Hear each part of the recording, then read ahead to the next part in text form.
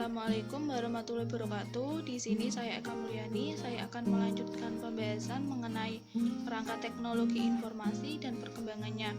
Sebelumnya telah dijelaskan oleh rekan saya yang bernama Muhammad Indra Anggajayanto dan Muhammad Hadi Ari. Di sini saya akan menerangkan tentang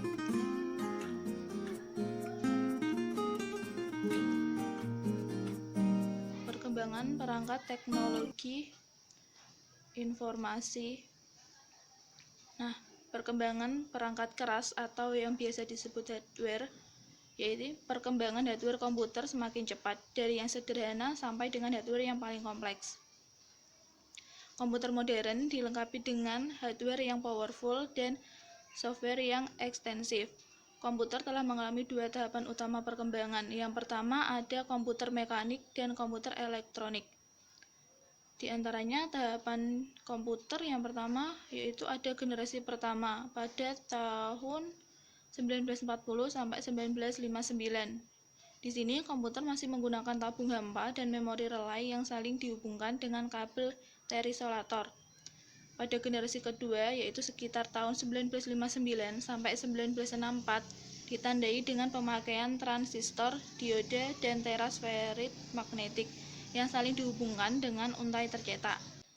Yang selanjutnya pada generasi ketiga, yaitu pada tahun 1964 sampai 1974, yang dimulai menggunakan IC untuk logik maupun memori dalam bentuk small scale maupun medium scale integration dan PCB banyak lapis.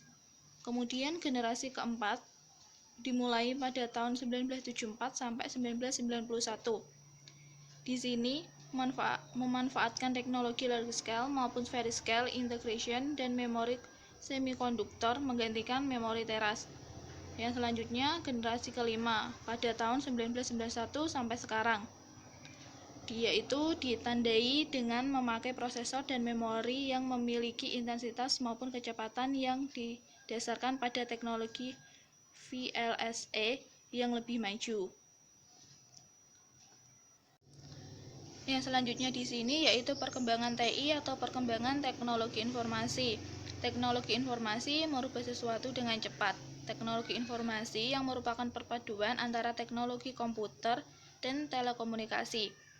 Perkembangan teknologi informasi menimbulkan suatu cara baru dalam kehidupan, dari kehidupan dimulai sampai dengan berakhir. Kehidupan tersebut dikenal dengan e-life, artinya kehidupan telah dipengaruhi oleh berbagai kebutuhan secara elektronik. Sejarah perkembangan ekonomi sendiri terbagi menjadi 3 era. Yang pertama ada era pertanian, dan yang kedua ada era industrial, dan yang terakhir ada era informasi.